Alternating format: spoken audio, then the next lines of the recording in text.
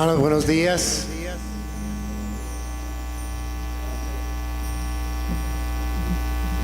Voy a pedir a los niños, padres, a los niños que por favor se dirijan a la escuela infantil. Allí les están esperando las maestras para que comencemos a cimentar en esos corazoncitos y a su nivel la palabra de Dios. Darle la bienvenida a todos en esta mañana. Qué privilegio es podernos congregar, podernos reunir y poder domingo tras domingo estudiar un poquito de esas verdades y de esas grandes maravillas que el Señor nos tiene. Muchos han salido en estos puentes. Estamos en vacaciones. Muchos están viajando. Y algunos han tenido en su corazón, desde que el Señor les ha llamado a sus pies, visitar Tierra Santa.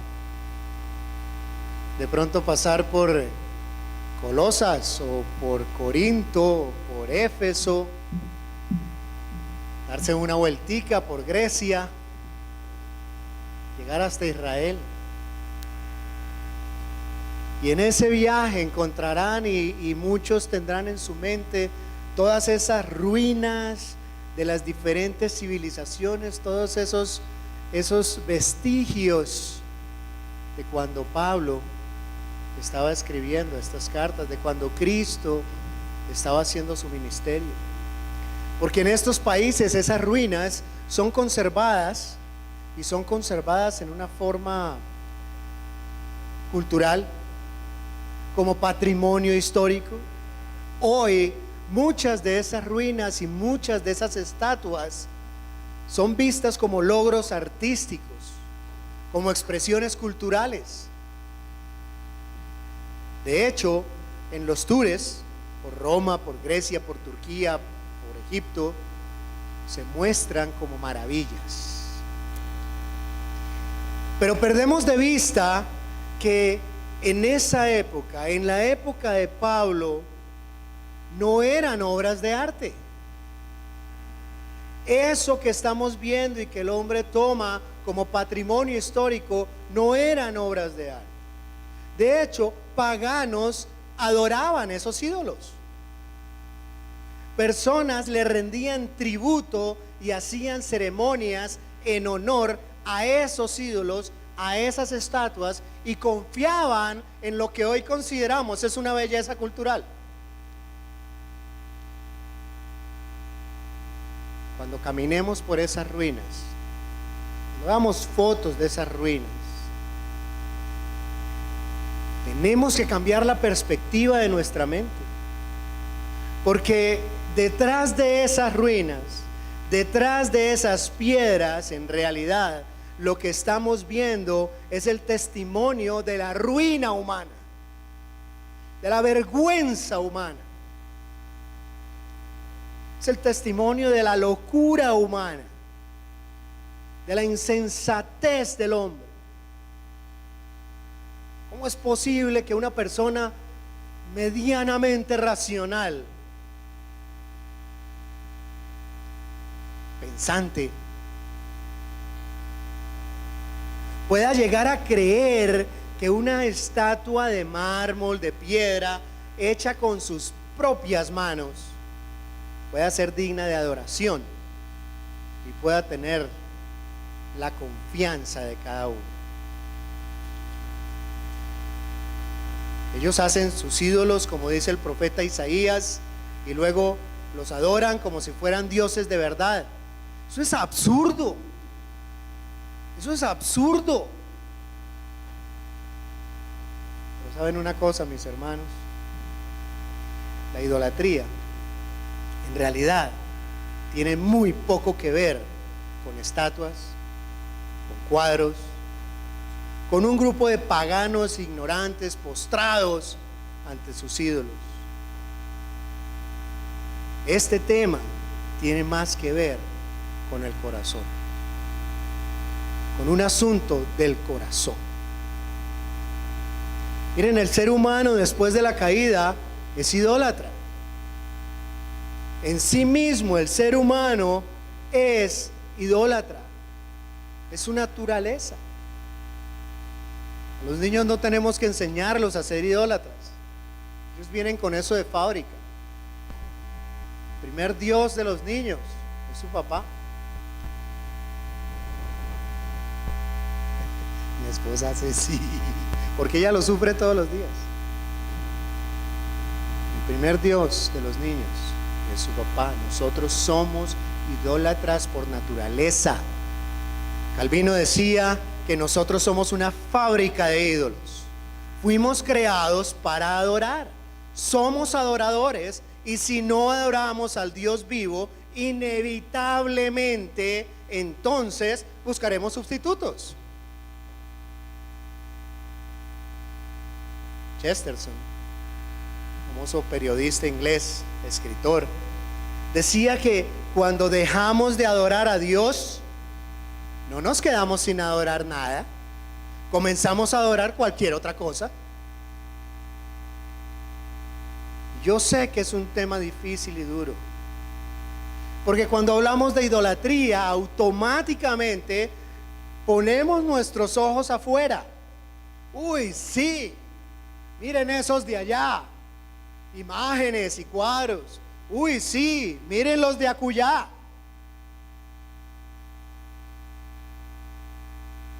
Que idolatran a un hombre, a un gran orador. Uy, sí, todo allá afuera. Pero ¿y adentro? ¿Qué pasa adentro? ¿Pasa algo con ese tema? No, atrás, Satanás. La idolatría es de afuera. Este tema tiene que ver mucho con santificación. Mire, el proceso de santificación avanza en la medida en que contemplamos con admiración la gloria de nuestro Señor Jesucristo.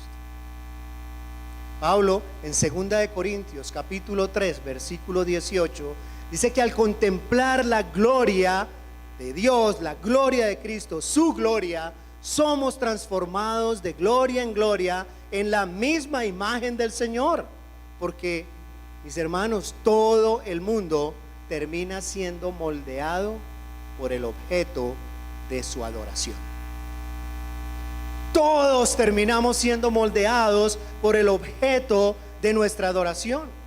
Por eso Pablo en 2 de Corintios 3:18 es enfático en que somos transformados de gloria en gloria en la imagen del Señor, porque es nuestro objeto de adoración. Y todos terminamos moldeados por ese objeto.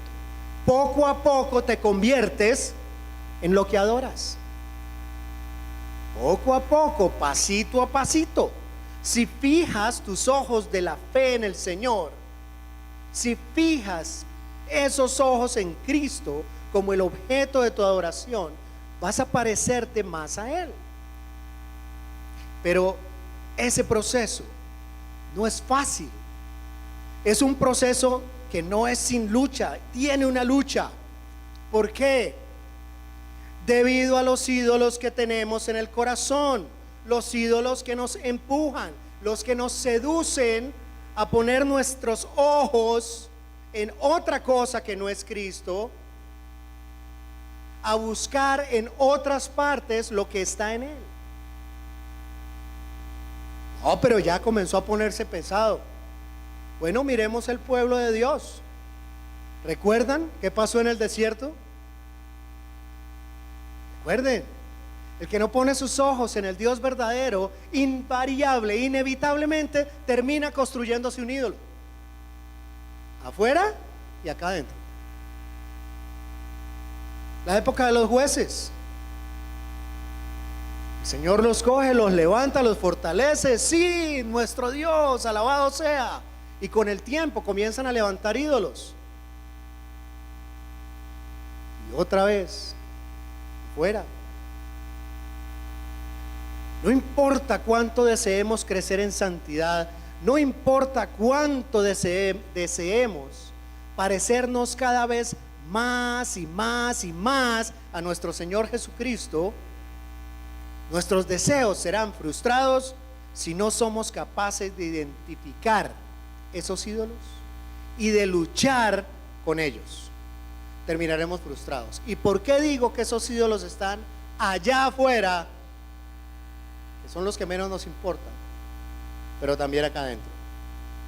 Vamos al pasaje base de este mensaje, Primera de Juan, capítulo 5, ya terminando esta epístola. El último versículo de la epístola, Primera de Juan, capítulo 5. Vamos a leer desde el versículo 20 y 21. Pero sabemos que el Hijo de Dios ha venido y nos ha dado entendimiento para conocer al que es verdadero, y estamos en el verdadero, en su Hijo Jesucristo. Este es el verdadero Dios y la vida eterna. Hijitos, guardaos de los ídolos. Amén. ¡Tum! Se acabó la carta. ¿A quién le está hablando Juan? Otra vez, a los cristianos. Juan le está hablando a personas, y comienza el versículo 21 diciendo: sabemos. Está hablando a personas que saben que el Hijo de Dios ha venido, que nos has dado entendimiento para conocer que es el verdadero, que estamos en el verdadero, que es el verdadero Dios y que nos da vida eterna. Eso dice el versículo 21. Está hablando a ti, a mí, está hablando a cristianos.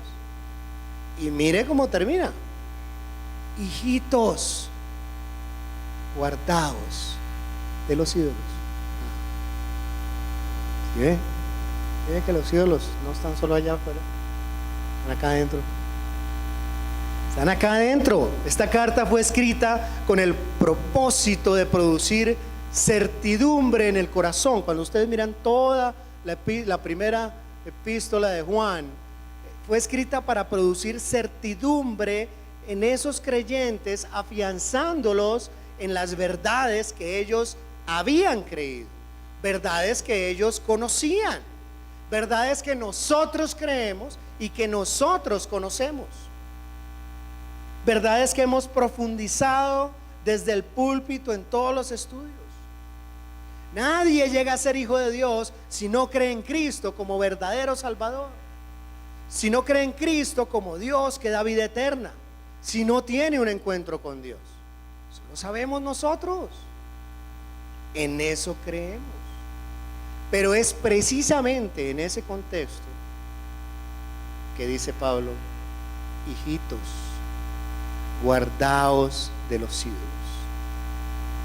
Sabemos que estamos en el verdadero, sabemos que hemos creído en el verdadero Dios, sabemos que solo en Jesucristo está la vida eterna. Si eres un verdadero cristiano, eso lo sabes. Ahora, ¿sabes la siguiente frase de Juan? Hijitos, guardaos de los ídolos. Miren, aún aquellos que hemos creído en Cristo, tenemos que permanecer en pie de guerra contra los ídolos del corazón. Ahora, por supuesto, es imposible pelear con un enemigo que no conocemos, que no lo identificamos, que no lo sabemos, que lo consentimos, que lo maquillamos y que le damos otros nombres, que no hemos sido capaces de identificar. Bueno, vamos a tratar de identificarlo hoy. Vamos a tratar de mirar a ver si estamos o no estamos, cada uno de nosotros, cayendo en idolatría. ¿Qué es idolatría? Hay un libro buenísimo, buenísimo, desafortunadamente no lo he podido encontrar en español. Se llama Traición al Evangelio, y es específicamente, todo el libro gira alrededor de la idolatría en el Evangelio, en la iglesia. Está escrito por Brad Bigney, y él define la idolatría. Él dice: un ídolo es cualquier cosa o cualquier persona que captura nuestro corazón, que captura nuestra mente y nuestros afectos más que a Dios. ¿Qué es un ídolo?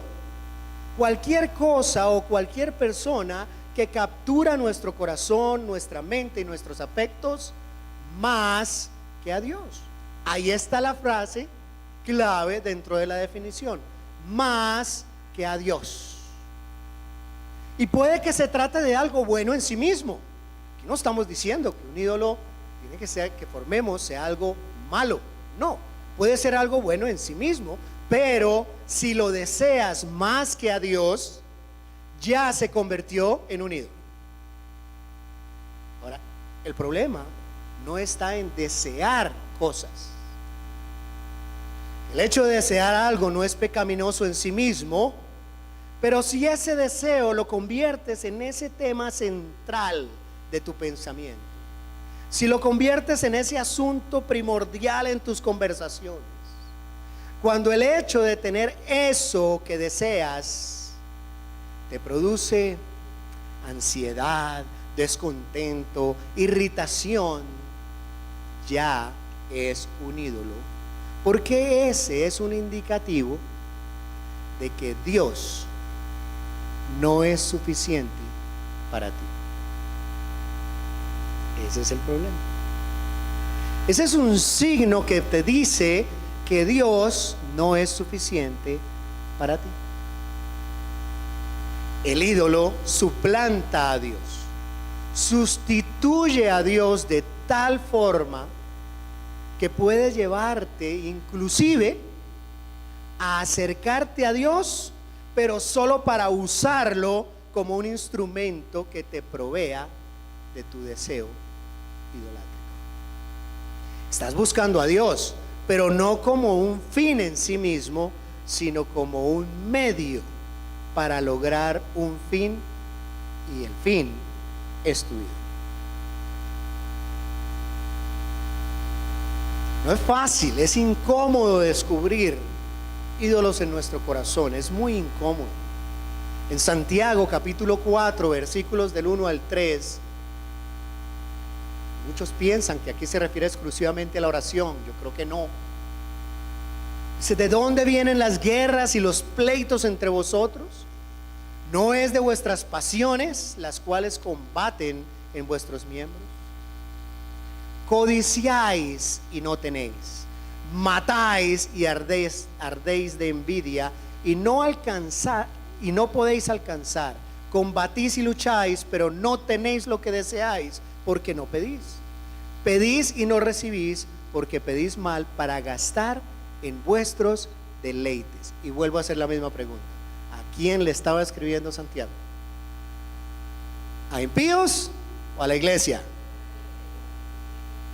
A creyentes. A creyentes. Y miren lo que dicen: ¿de dónde vienen los pleitos entre ustedes? ¿No es de vuestras pasiones? Más adelante nos dice: codiciosos, homicidas. Codiciáis y no tenéis, matáis y ardéis en envidia. Las dos cosas que unen. Y aquí todos sabemos que matar no es sacar el chopo y pa. Sabemos que matar es mucho más fácil con la lengua, que más adelante lo toca él. Y ardéis de envidia y no podéis alcanzar, y combatís y lucháis y no tenéis porque no pedís. Se lo está pidiendo al ídolo. Y pedís y no recibís, porque pedís mal para gastar en vuestros ídolos, en vuestros deleites. Este pasaje trata un problema muy común en la vida de los creyentes: las oraciones no contestadas. Pedimos algo en oración y parece que Dios no nos está escuchando, cuando a nosotros nos parece apropiado lo que estamos pidiendo. Ejemplo tranquilo: el esposo que pide en oración que su esposa sea más sumisa, que su esposa sea más respetuosa. O imaginémonos a una esposa pidiéndole a Dios que obre en el corazón de su marido para que su amor por ella, aunque sea, más que sea, decían por allí en un departamento vecino, crezca un poquito para que se parezca al amor de Cristo por su iglesia. ¿Hay algún problema con esta oración? ¿Hay algún problema con estas peticiones? ¿Hay algún problema con que un hombre le pida al Señor algo que es explícito en la Escritura, o que una mujer le pida al Señor algo que es explícito y que está conforme a la voluntad expresa de Dios? Miren, en Efesios 5:22 Pablo dice: esposas, estad sujetas a vuestros maridos como la iglesia está sujeta a Cristo. Maridos, amad a vuestras mujeres como Cristo amó a la iglesia. Y más adelante en el versículo 33, por lo demás, mujeres, respeten a sus maridos, maridos, amen a sus mujeres. Así que este hombre y esta mujer están orando por algo que es bíblico. Hasta ahí vamos bien. Pero todo sigue igual. Ellos oran y oran por esto y todo sigue igual. ¿Qué está pasando? Bueno, Dios puede estar trabajando en la vida de estos esposos para ayudarles a ver si algunas de esas cosas que desean, que son buenas y legítimas, se han convertido en un ídolo y están desplazando a Dios del centro de sus corazones. Eso que tú deseas, eso que es bíblico, eso que es bueno, que es legítimo, ¿está desplazando a Dios del centro de tus afectos? Sí, es bíblico y Dios manda a las esposas respetar a sus maridos.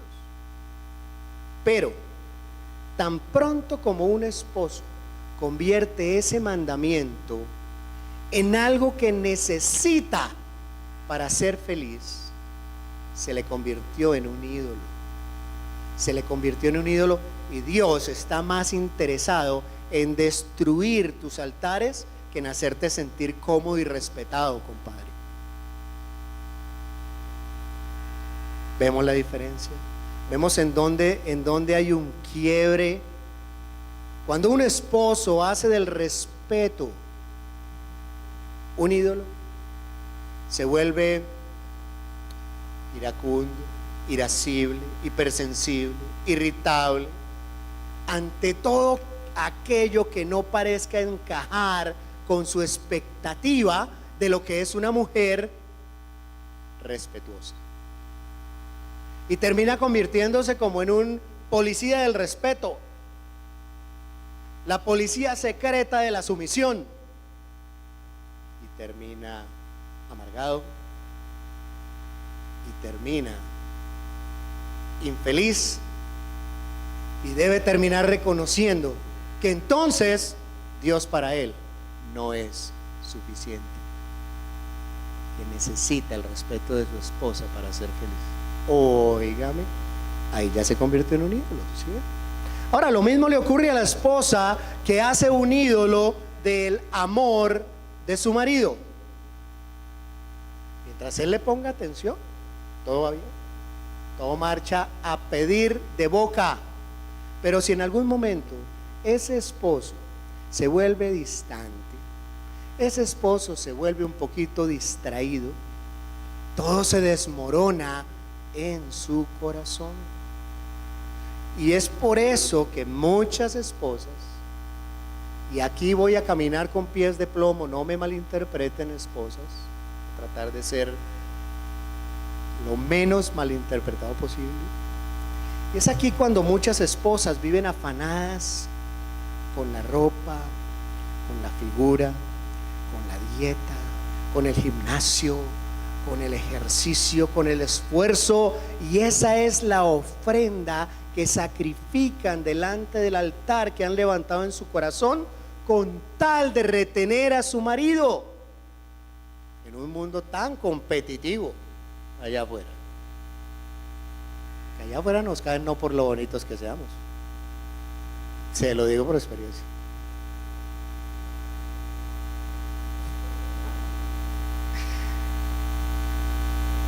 Miren, ¿está mal hacer dieta?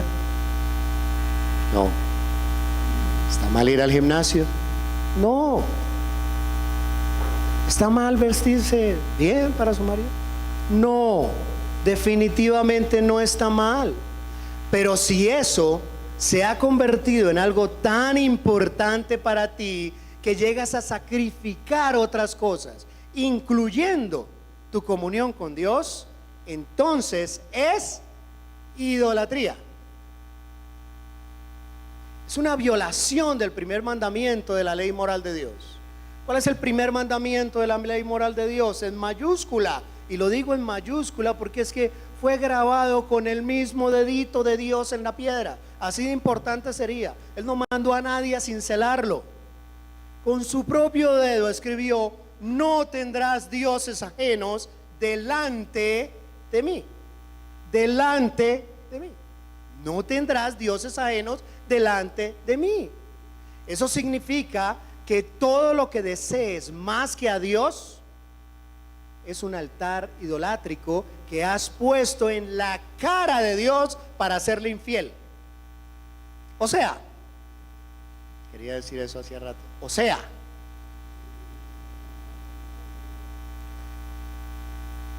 somos como ese marido que pone la foto de su amante en la cabecera de la cama nupcial. Es como decirle sí a Dios: sí, yo sé que eres grande, Rey de reyes, Señor de señores, tienes todo al control, eres todopoderoso, eres lo mejor. Pero francamente, no me satisfaces por completo. ¿Qué es eso? Matemática simple de campesino bruto, dice el dicho. Dios, yo necesito algo más. Ese es el racionamiento irracional que está detrás de cada acto de idolatría, aunque ningún creyente se atreva a expresarlo en esa forma. Pero es esa frase sencilla: Dios, necesito algo más. Ese es el racionamiento irracional que hay detrás de todo acto idolátrico, aunque nosotros sigamos maquillándolo y dándole otros nombres. Pero hay buenas noticias. Dios nos ama. Dios ama a los suyos, y ese es un amor eterno. Eso lo hemos visto desde el púlpito. Eso es lo que la Biblia nos ha enseñado. Es un amor eterno. Él nos ama con amor eterno y nos ha dado una salvación eterna. ¿Sí? Por lo tanto, Él también nos da la salida. Por eso Él no nos deja seguir sin freno tras los impulsos idolátricos de nuestro corazón. Él nos llama al arrepentimiento. Miren, eso es lo que hace el Señor Jesús en la carta que le tuvo que escribir a la iglesia de Éfeso. ¿Sabían ustedes que el Señor Jesús le escribió una carta a la iglesia de Éfeso? Eso está en Apocalipsis capítulo 2, versículos del 2 al 4. ¿Recuerdan esa carta? Esa la escribió Jesucristo. Fue Jesucristo el que le dijo a Juan: todo lo que vieres, escríbelo. Y él vio esa carta. ¿Y qué decía esa carta?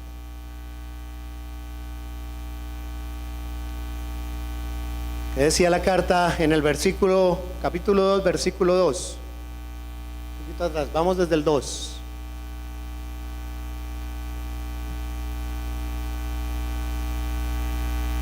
Yo conozco tus obras y tu arduo trabajo y paciencia, y que no puedes soportar a los malos, y has probado a los que dicen ser apóstoles y no lo son. Era una iglesia edificada, una iglesia teológicamente fortalecida, una iglesia que sí sabía de doctrina, una iglesia que estaba capacitada para identificar al falso apóstol. al que se decía ser apóstol y no lo era, y los has hallado mentirosos. Era una iglesia como queremos que sea nuestra iglesia, y por eso domingo a domingo predicamos palabra de verdad, y miércoles a miércoles estudio, y por eso animamos al estudio. Una iglesia que sabe en quién cree y por qué cree. Versículo 3: y has sufrido y has tenido paciencia y has trabajado arduamente por amor de mi nombre y no has desmayado. Versículo 4: pero tengo contra ti que has dejado tu primer amor. Tengo contra ti que has dejado tu primer amor. El Rey de los cielos, el Señor eterno, tuvo que escribirle a un grupo de creyentes por los que derramó su sangre, por los que dio justificación eterna, para decirles: hey, vuélvanse a mí como al principio, cuando todas las cosas del mundo palidecían frente a lo que yo representé para ti. El mismo Dios del cielo diciéndoles: oigan, regresen, como dicen ahora los muchachos, como cuando yo era importante. Eso es lo que Dios está diciéndoles. Son como un eco a las palabras de Dios a través de Jeremías, en Jeremías capítulo 2, versículo 2: anda y clama a los oídos de Jerusalén diciendo: así dice Jehová, me he acordado de ti, de la fidelidad de tu juventud, del amor de tu desposorio, cuando andabas en pos de mí en el desierto, en tierra no sembrada. Así era cuando nosotros conocimos al Señor. No había sino el Señor, todo era el Señor. Nada eclipsaba nuestros ojos.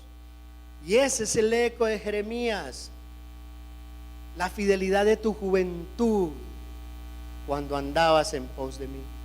Es como si Dios nos estuviera diciendo: ¿y qué pasó? ¿Qué fue lo que pasó? Más adelante en el versículo 5, en el mismo capítulo 2 de Jeremías, así dijo Jehová: ¿qué maldad hallaron en mí vuestros padres, que se alejaron de mí y se fueron tras la vanidad y se hicieron vanos? ¿Qué hice mal? Es como si Dios estuviera diciendo: bueno, ¿y qué hice mal? Nada, por supuesto. No hay nada en Dios que sea decepcionante. No hay nada que opaque el brillo de su gloria. Él es perfectamente santo. Él es perfectamente justo. Él es perfectamente bueno. Él es todopoderoso. Él es omnisciente. Él es inmutable. Él es infinitamente compasivo. Es infinitamente paciente. Él es infinitamente misericordioso, a tal punto de enviar a su Hijo unigénito a morir en la cruz del Calvario por nuestros pecados, para que nosotros pudiéramos ser su esposa y pudiéramos reconciliarnos con Él sin pasar por alto la justicia de Dios. Y ahora tiene que enviar a un profeta que les dice: oiga, vénganse a mí, porque no van a encontrar un mejor marido en otro lado. Y de paso, que a nadie se le ocurra que ni por las curvas se le pase por la cabeza y se llegue a imaginar a Dios como ese monarca inseguro y suplicante a sus criaturas para que le alaben, para poder afianzar su autoestima. No, estás en el lugar equivocado. Ese no es Dios. Dios no necesita de tu alabanza. Dios no necesita de tu adoración. Él no la necesita. En alguna oportunidad yo sí escuché a alguien decir que no puede creer en un Dios que tenga más necesidades que él mismo. ¿Cómo así? Me decía: sí, lo que pasa es que Dios se la pasa rogando por alabanza, a toda hora rogándole a su pueblo que lo alabe. No, no nos equivoquemos. No nos equivoquemos. Dios es autosuficiente y no nos necesita. Él no necesita de nuestra alabanza, pero Él nos ama. Y Él sabe que no hay nada en todo el universo que pueda satisfacer totalmente los anhelos más profundos de nuestro corazón aparte de Él. Es el único, porque además es el único que sabe realmente la necesidad dentro de esos anhelos de nuestro corazón. Es por eso que más adelante en el mismo capítulo 2 de Jeremías, el versículos 12 y 13, en unas palabras dramáticas revela la insensatez de su pueblo. Y aquí ya no me estoy refiriendo a Israel. Espantaos, cielos, sobre esto, y horrorizaos, desolaos en gran manera, dijo Jehová, porque dos males ha hecho mi pueblo. Me dejaron a mí, fuente de agua viva, y cavaron para sí cisternas rotas que no retienen el agua. ¡Qué ironía! Es una locura. Es una absoluta locura. Vean, piensen en esto, pongan esta imagen. Tenemos un grupo de personas, ¿sí?, que tienen una fuente inagotable de agua, que tienen el balde y que pueden ir y llenar el balde las veces que quieran, las veces que se le dé la gana. Pero no. Nos vamos para otro lado y fabricamos una cisterna para llenarla de agua, y para colmo de males la fabricamos mal, rota, con grietas, que no retiene el agua. Pero es precisamente por eso que el idólatra nunca está satisfecho. Esa es la descripción y la razón por la que el idólatra no está satisfecho. Mira, si tú crees que vas a retener a tu marido que está capturado, atrapado mirando otras mujeres en el mundo o en pornografía, si crees que lo vas a hacer con dietas o vistiendo sexy o yendo al gimnasio, estás equivocada, porque ese ídolo no se satisface con nada,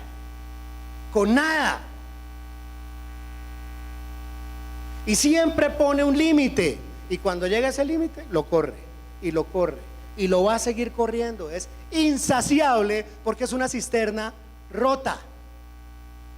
Es una cisterna rota. Lo que hoy te anima tanto, mañana te va a aburrir. Ponle nombre, el nombre que quieras: carro, casa, novio, esposo. Te va a aburrir. Mira, Pablo lo describe en una forma impresionante, refiriéndose a los paganos que no conocen a Dios. En Efesios capítulo 4, versículo 19. Voy a leer la nueva versión internacional. Han perdido toda vergüenza, se han entregado a la inmoralidad y no se sacian de cometer toda clase de actos indecentes. No se sacian. Esa es la característica de la idolatría. No se sacian.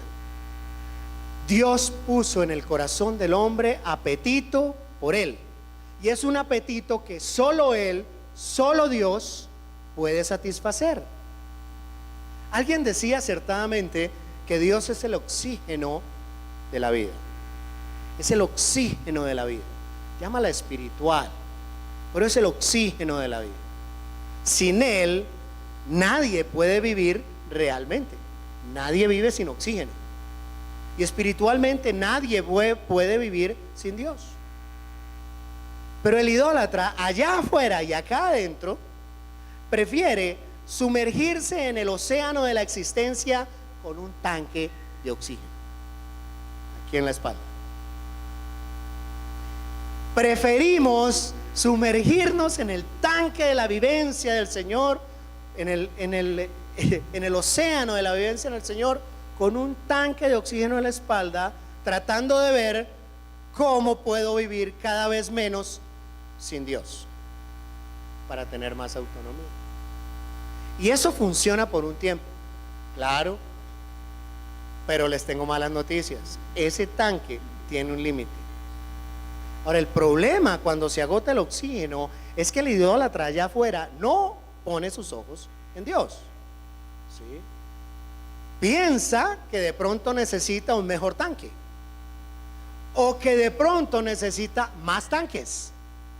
Ya no sale con 2 sino con 3 o con 4 o con 5, hasta que el peso del tanque no lo deja ni moverse.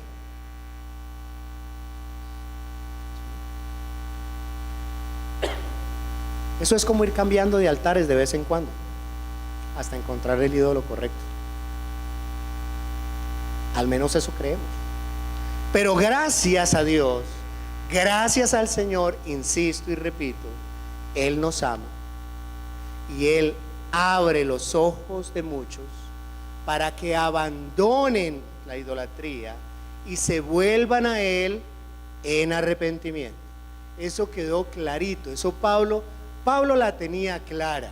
En Primera de Tesalonicenses capítulo 1 versículo 8, sino que también 8, 9 y 10, sino que también en todo lugar vuestra fe en Dios se ha extendido, de modo que nosotros no tenemos necesidad de hablar nada, porque ellos mismos cuentan de nosotros la manera en que nos recibisteis y cómo os convertisteis de los ídolos a Dios, para servir al Dios vivo y verdadero y esperar de los cielos a su Hijo, el cual resucitó de los muertos, a Jesús, quien nos libra de la ira venidera. ¿Y ustedes saben qué es eso? ¿Qué es eso que está diciendo Pablo aquí? Ni más ni menos que conversión. Os convertisteis de los ídolos a Dios. Mis hermanos, el que no ha pasado por ese proceso de conversión se está engañando a sí mismo y cree que va al cielo, pero se está engañando a sí mismo. Tenemos que pasar por un proceso de conversión. Ahora, no es que el creyente no pueda disfrutar de las cosas que legítimamente Dios creó para nuestro deleite y para nuestro beneficio. No, no es eso. En alguna oportunidad, en una predicación anterior, hablamos clarito sobre Primera de Timoteo capítulo 6 versículo 17. A los ricos de este siglo manda que no sean altivos, ni pongan la esperanza en las riquezas, las cuales son inciertas, sino en el Dios vivo, que nos ha dado las cosas en abundancia para que las disfrutemos.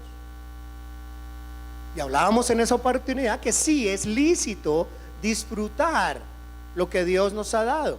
El creyente que ha sido verdaderamente regenerado, que ha tenido esa conversión, que se ha convertido de los ídolos a Dios, se mantiene en pie de guerra para que ninguna de esas cosas que son legítima y legalmente disfrutables lleguen a suplantar a Dios en nuestros afectos. Para que ninguna de esas cosas que son legítimas vuelvan a suplantar a Dios en nuestra devoción. Porque adivinen, seguimos pecando. El pecado aún mora en nosotros, aún actuando encubiertamente a través de nuestros deseos para llevarnos a la adoración de esos ídolos que dejamos atrás. Sigue permaneciendo ahí. En Colosenses capítulo 3 versículo 5, Pablo nos menciona una lista de pecados que son incoherentes con nuestra nueva vida en Cristo. Pero Pablo le está hablando a los colosenses, hermanos en Cristo, a la iglesia.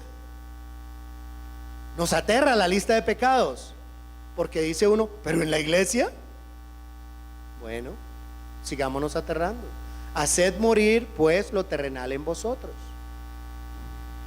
fornicación, impureza, pasiones desordenadas, malos deseos y avaricia, que es idolatría. le está hablando a la iglesia. A la iglesia. Avaricia, que es idolatría. Pablo revela la verdadera naturaleza de ese pecado, ¿cuál? La avaricia, para que nosotros lo veamos tal cual es. Porque la avaricia no es otra cosa que desear algo tan intensamente que ya Dios no es suficiente. Y eso es idolatría. Eso es lo que está diciendo. La avaricia es desear algo tan intensamente que ya Dios no es suficiente. Es como cuando llegamos a la conclusión de llegar a pensar y sentir, oiga, yo sería más feliz si tan solo tuviera más sueldo. Yo sería más feliz si tan solo mi salud mejorara. Si tan solo marido, esposa, carro, pon lo que quieras ahí. Pon lo que quieras, llénalo con ese idolito. Miren, esa avaricia no es solo en sí misma pecaminosa, sino que todos los pecados que cometemos a diario surgen de esos deseos idolátricos del corazón. Tan pronto como Dios deja de ser suficiente, comenzamos a evaluar la posibilidad de violar su ley moral con tal de obtener eso que hemos llegado a creer que es necesario para ser más felices, porque Dios ya no es suficiente. Y como hoy no hablamos harto de bicicletas en el devocional de Ujieres y hay harto ciclista, hablemos en términos de bicicletas.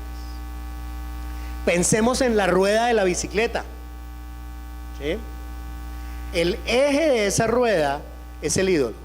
Los rayos ubiquémoslos como pecados, grandes, pequeños, pecadichos, blancos, negros, colorados. Ahora, si pudiéramos rastrear cada pecado, ¿a dónde llegamos? Al centro de la bicicleta, conectados con ese eje central, conectados con los ídolos del corazón. Es por eso que no tendremos victoria contra el pecado, a no ser que identifiquemos ese ídolo o esos ídolos que están operando encubiertamente a través de nuestros deseos. Primera de Pedro, capítulo 2, versículo 11. Amados, yo os ruego como extranjeros y peregrinos que os abstengáis de deseos carnales que batallan con el alma. Amados, yo os ruego como extranjeros y peregrinos que os abstengáis de los deseos carnales que batallan contra el alma. Esto no se lo está diciendo Pedro a Satanás, esto se lo está diciendo Pedro a ti. Voluntad, te está diciendo, tú voluntariamente debes abstenerte de los deseos carnales que batallan contra el alma. Es que la idolatría va mucho más allá de estatua, de cuadro, de dinero. Es una lucha compleja.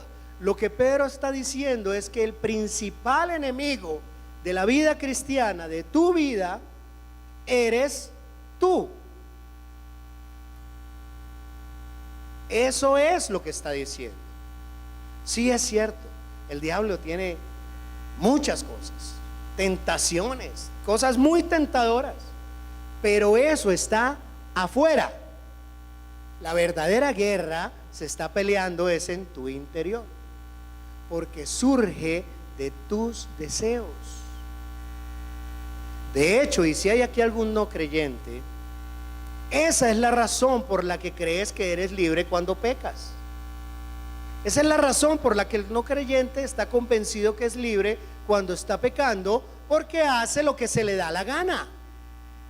Pero lo que no sabe es que el pecado le está controlando de tal manera que todo lo que le da la gana es pecar. Y en esencia está siendo esclavo del pecado. aun cuando cree que es libre. ¿Por qué? Porque obra a través de los deseos. Y por eso él puede decir tranquilamente: yo hice eso porque quise. Y es verdad. Y es cierto. Porque es el pecado que mora en él, que actuó a través de los deseos. Pero bueno, ya basta pues de vaciadera, diría alguno. Listo. ¿Cómo podemos luchar eficazmente contra los ídolos del corazón? Esa es la pregunta. Bueno, es una lucha diaria. Es un cuerpo a cuerpo de toda la vida. Por eso Juan termina su carta diciendo: hijitos míos, guardaos de los ídolos. O sea, manténganse alerta, manténganse vigilantes para poder luchar contra ellos, contra esos deseos, y no andarlos consintiendo, alimentando, creciendo. Es una lucha que no se puede abandonar, pero es una lucha que tampoco nadie puede pelear por ti. Pablo lo ratifica en una forma un poquito diferente en 1 Corintios capítulo 10 versículo 14. Igual de cortico. Por tanto, amados míos, huid de la idolatría. ¿A quién le estaba escribiendo? A la iglesia. A la iglesia. Ningún apóstol se refirió al mundo como amados míos o como hijitos. Por muy falta de misericordia que eso nos pueda sonar. A la iglesia. Por tanto, amados míos, huid de la idolatría, y lo dice en el contexto del uso de la libertad del cristiano. Una de las razones, y si ustedes leen el capítulo 8, 9 y 10 de 1 Corintios, ven que estamos hablando, Pablo está contextualizando sobre aquellas cosas que nos son lícitas, pero que no hacemos o no debemos hacer porque se van a convertir piedra de tropiezo para otros y van a hacer que se pierdan, y que más valdría para ellos agarrarse de una cuerda, de una piedra bien grande, y botarse al mar. Ese es el contexto en donde viene y dice: huid de la idolatría. ¿Sí? Y esa es la razón porque los creyentes que hacen tropezar a otros es porque no están dispuestos a dejar de disfrutar algo que es legítimo, aunque eso afecte la vida espiritual de otros. Vea usted hasta dónde llegamos. Pablo lo une, lo amarra totalmente. Nuestro amor a Cristo y nuestro amor a la iglesia debe estar por encima de esas cosas legítimas que disfrutamos, si esas cosas afectan la vida espiritual de otros. Así que en vez de consentir esos deseos, Pablo dice: huyan de ellos. Entonces lo primero que tenemos que hacer es identificar nuestros ídolos, y para eso tenemos que apropiarnos de la oración del salmista en el Salmo 139. Examíname, oh Dios. Examíname, oh Dios. Bueno, pidámosle al Señor en oración que nos ayude a examinar con objetividad nuestro propio corazón. Eso toma tiempo. Eso toma tiempo. Bueno, deje el Facebook, déjelo, deje el chat, deje el WhatsApp, porque eso toma tiempo y es más importante. Examíname, oh Dios. Esta es una generación superficial, es una generación de carrera, es una generación distraída por muchas cosas, y esto toma tiempo. Es un ejercicio incómodo, es un ejercicio que a veces va a resultar doloroso, pero es necesario. Examina tu corazón. ¿Cuáles son los deseos que están controlando tus pensamientos? ¿Cuáles son los deseos que están controlando tu conversación? ¿En qué sueñas cuando sueñas despierto? Porque sí, sueñas despierto, todos soñamos despierto. ¿En qué sueñas cuando sueñas despierto? ¿Cuáles son las cosas por las que oras más a menudo? Piensa en ellas, evalúalas. Míralas desde la barrera y de pronto te vas a llevar sorpresas. ¿Estás dispuesto a pecar para obtener tu deseo? ¿Estás dispuesto a pecar para retener algo que ya tienes, algo que habías deseado y no quieres perder? ¿Hay algún área de tu vida que está siendo difícil someterla al señorío de Jesucristo? Es que es muy fácil decir eso. Con los labios dice: Jesús es el Señor, y nos sometemos a Él. Pero ¿estás dispuesto a someter tu voluntad a la voluntad del Señor Jesucristo en aquellas cosas en las que lo que Él desea no es lo que tú deseas? ¿Sí? ¿Estás dispuesto? ¿Hay alguna otra cosa aparte de Dios que te haga sentir seguro? Una cuentica de ahorros por ahí, un seguro de vida que te haga sentir más seguro de lo que Dios te hace sentir seguro. ¿Hay alguna cosa que creas necesitar aparte de Dios para ser feliz? Para que tu vida tenga propósito, para que valga la pena, para que tenga significado. Te puedes identificar con Asaf en el Salmo 73, versículos 25. ¿A quién tengo yo en los cielos sino a ti? Y fuera de ti nada deseo en la tierra. Mi carne y mi corazón desfallecen, mas la roca de mi corazón y mi porción es Dios para siempre. Nos podemos identificar como Asaf o con Asaf en este salmo. Yo sé que es una lucha y que hay un montón de cosas en la tierra que captan nuestra atención, pero te pregunto, ¿estás orando intencionalmente para que tu deseo por Él esté por encima de tu deseo por cualquier otra cosa? ¿Cuáles son tus temores? ¿Qué es eso que te causa ansiedad, que te irrita, que te produce descontento? Porque ojo, todo eso son alarmas del alma para ayudarnos a ver que nuestro deseo por algunas cosas se están saliendo de control. Tú no te irritas por algo que no te importa. ¿Qué es eso que causa esa ansiedad, esa irritabilidad, esa irritación, ese descontento? Ojo, porque son semáforos en amarillo de que algo se está saliendo de control. Por último, ¿por qué haces lo que haces? ¿Por qué tú haces lo que tú haces? ¿Cuál es la motivación? Y me refiero a cosas buenas. Servicio. Madre, ¿por qué tratas de ser una buena madre? ¿Por qué tratas de ser una buena esposa? ¿Para tener tu propio departamento de publicidad? Para que la gente diga: wow, esa sí que es una madre. ¿Para eso? ¿Cuál es tu motivación? ¿Cuál es tu motivación para servir en la iglesia? ¿Para que la gente piense bien de ti? Miren, la misma motivación para servir puede ser una motivación pecaminosa, idolátrica. De este lado del cielo, las motivaciones santas se mezclan con las pecaminosas.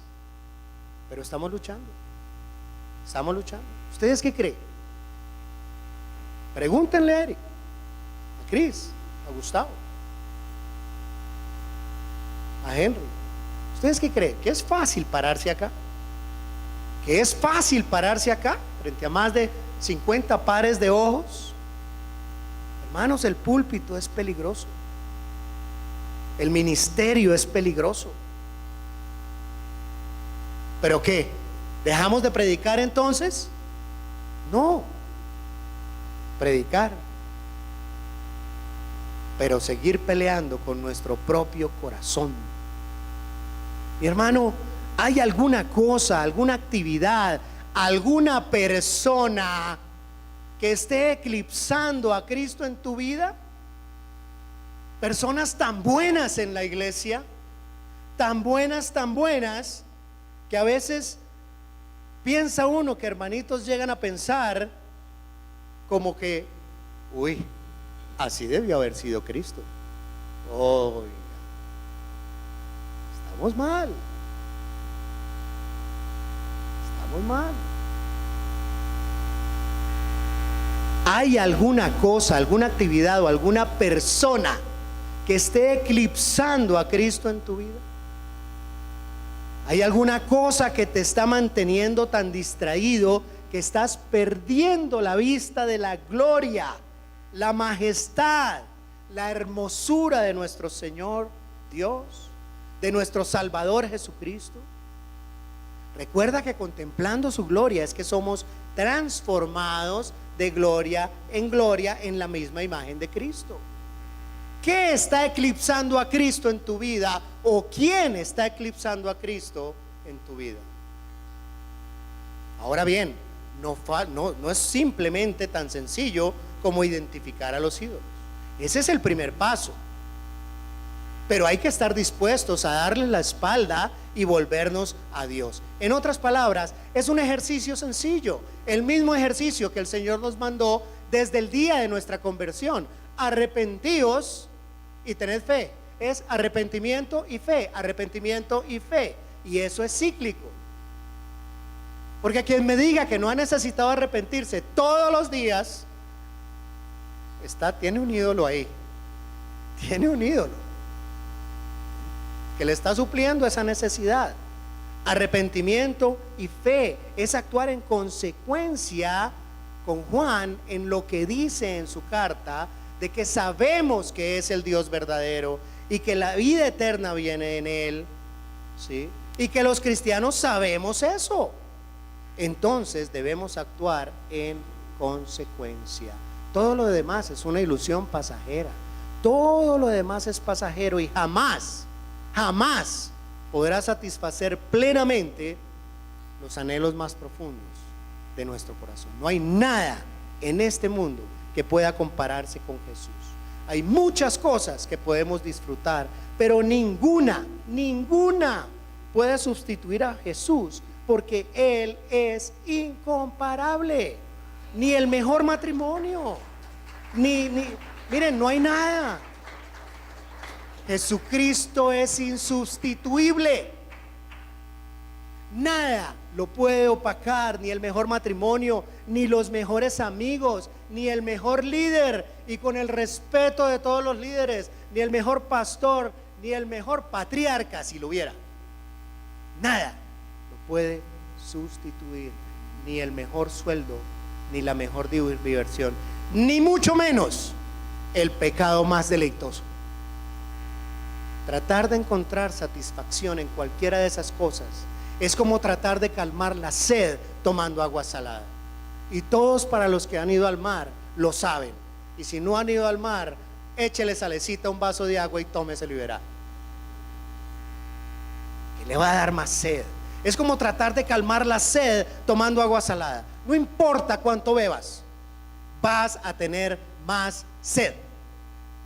Y por eso el Señor nos ha dejado al Espíritu Santo en sí mismo, su tercera persona, Dios mismo.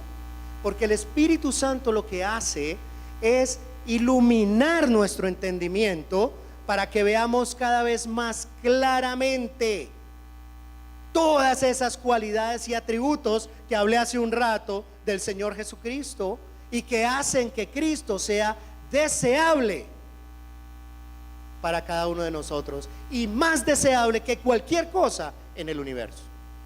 Eso es lo que dice Juan en el capítulo 16 del Evangelio de Juan, versículos 13 y 14, ya para terminar. Cuando venga el Espíritu de verdad, Él os guiará a toda la verdad, porque no hablará por su propia cuenta, sino que hablará todo lo que oyere y os hará saber las cosas que habrán de venir. Él me glorificará, porque tomará de lo mío y os lo hará saber. Es como si el Espíritu Santo estuviera pintando, dibujando un exquisito cuadro, un exquisito retrato de las perfecciones de Cristo sobre el lienzo de nuestras almas, ilustrando su amor, su sabiduría, su bondad, su humildad, su santidad, sus aflicciones. Si alguna vez has estado lleno de una exaltación gozosa del Señor y de su obra, esa es obra del Espíritu Santo en tu vida, y felicitaciones, porque es una manifestación que tienes al Espíritu Santo que vino a enamorarte cada vez más de Jesús. En cierto modo, podemos decir que el crecimiento en santidad consiste en mantenernos descubriendo lo absurda que es la idolatría en comparación con la gloria inigualable de nuestro Salvador Jesucristo. Es eso. La gran bendición de luchar diariamente contra la idolatría nuestra es que nos permite una comparación palpable con la gloria inigualable de nuestro Señor Jesucristo. Mi amado hermano, si al escuchar este mensaje te has sentido convicto de pecado, qué bueno. Doy gracias a Dios, porque quiere decir que el Espíritu Santo todavía está obrando en tu vida. Es el Espíritu Santo. Pero no te quedes ahí. Vuélvete en arrepentimiento y fe, como lo hicimos el día en que nos convertimos. Siempre que examines tu vida tratando de descubrir ídolos que están operando en ti, no dejes de mirar a Cristo. No dejes de predicarte una y otra vez el Evangelio. Mientras luchamos con esos ídolos, necesitamos recordarnos cada vez que la salvación es por gracia, por medio de la fe, y para que los que estamos en Cristo ya no hay condenación.